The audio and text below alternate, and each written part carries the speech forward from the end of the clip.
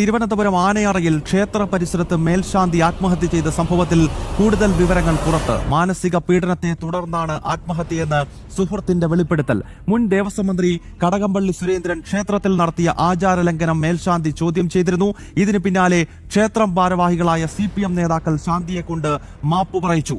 ഇതിൽ മനം നൊന്താണ് മേൽശാന്തി വിഷ്ണു ആത്മഹത്യ ചെയ്തത് എന്നാണ് ഇപ്പോഴത്തെ വെളിപ്പെടുത്തൽ. ക്ഷേത്ര ഉത്സവ സമയത്ത് കടകംപള്ളി സുരേന്ദ്രൻ ക്ഷേത്രത്തിലേക്ക് പ്രവേശിക്കുകയും തീർത്ഥം കൊടുത്ത സമയത്ത് അത് കയ്യിൽ വാങ്ങിച്ചിട്ട് കഴുകിക്കളഞ്ഞു. സാധാരണ കാണാത്തതുപോലെ കളഞ്ഞാലും സാരമില്ല. കഴുകി കളഞ്ഞപ്പോൾ സ്വാഭാവികമായിട്ടും മേൽശാന്തിക്ക് പ്രയാസമായി. അദ്ദേഹം നിന്ന ആളുകളോടൊക്കെ കാര്യങ്ങൾ പറഞ്ഞു. ഇയാളിങ്ങനെ ചെയ്തു, ചെയ്യാൻ പാടില്ല എന്ന് പറഞ്ഞു.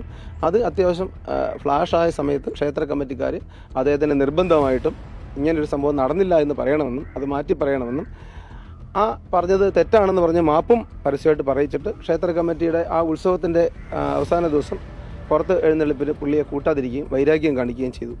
കടകംപള്ളി സുരേന്ദ്രൻ ക്ഷേത്ര ദർശനത്തിന് എത്തിയതാണോ അവിടെ? ക്ഷേത്ര ദർശനത്തിന് ഉത്സവമായതുകൊണ്ട് ക്ഷേത്ര ദർശനത്തിന് എത്തിയിട്ടാണ് അദ്ദേഹം തീർത്ഥം വാങ്ങിച്ചത്. തീർത്ഥം കൊടുത്തു, കൂട്ടത്തിൽ കൊടുത്തു. പുള്ളി അതിനെ വെച്ച് കൈ കഴുകി കളഞ്ഞു.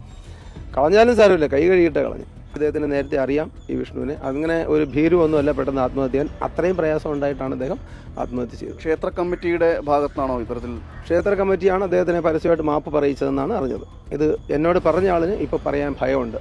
കാരണം അവർ ഭയപ്പെടുത്തിയിരിക്കുന്നതാണ് അറിയുന്നത്.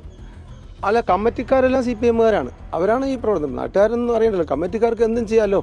അപ്പോൾ കമ്മിറ്റിക്കാരാണ് ഈ വിഷയം ഇങ്ങനൊരു സംഭവം നടന്നില്ല എന്ന് പറയണമെന്നും അത് പറഞ്ഞത് തെറ്റാണെന്ന് പറഞ്ഞ് മാപ്പും പറയിച്ചത് കൊണ്ടുള്ള പ്രയാസം കൊണ്ടാണ് അദ്ദേഹം ആത്മഹത്യ ചെയ്തത്.